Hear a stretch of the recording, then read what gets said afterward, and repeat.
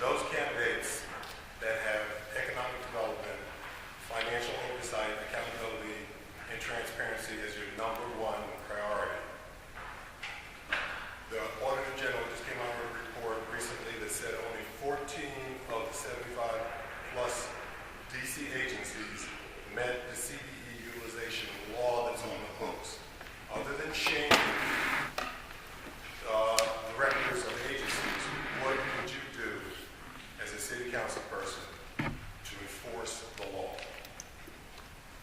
Well, I think one of the things that needs to happen is there needs to be a platform, and again, the administration has the job of enforcement.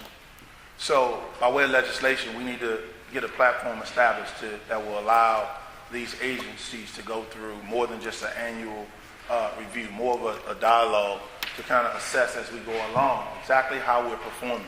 And I think that should be oversight that we hand over to residents by way of a task force that assists us in that process. I am big on making sure the residents of the district is part of any oversight process other than just a typical hearing. So I think we have to create platforms and support platforms that will support that kind of position.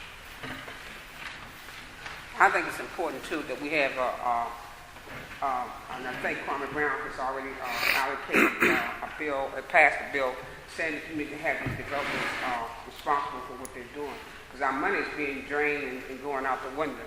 So we need to make sure accountability have to go back to city council, and we as citizens must stand to make sure that those services and also that we have to be enforced. So that's the main important part. But we need to speak out and make sure that the services are being executed the way it should be, and not others coming in, taking our funds and money and going back out. And that's what the problem is that we need to have that money to stay here to service what is needed.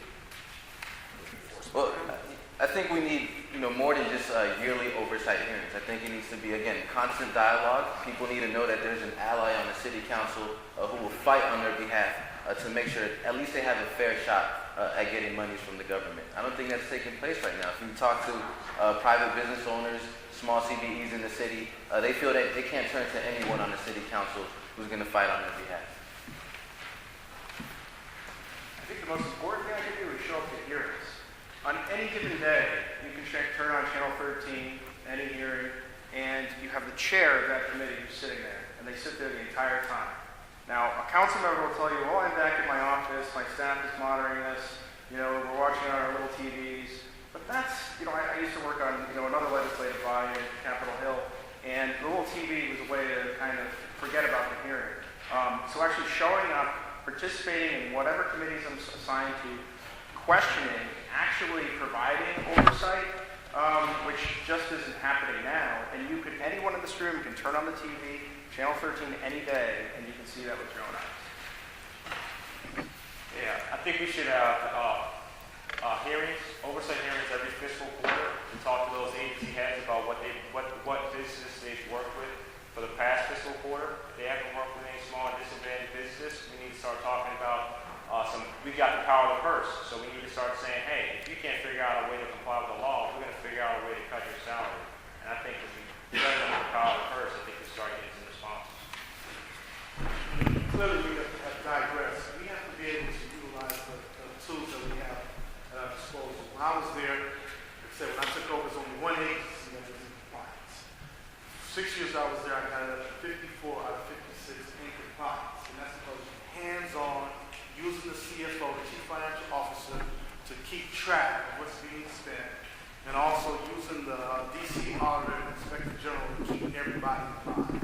And we had those reports on an annual basis.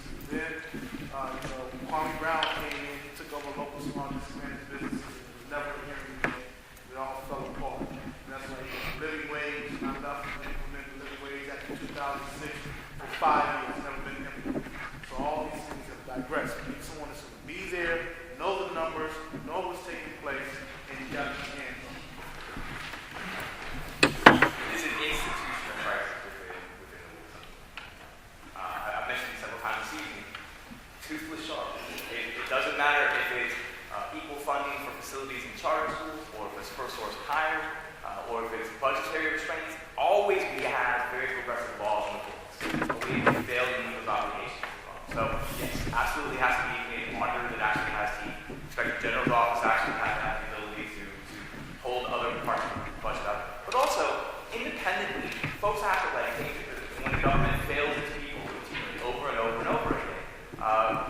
citizen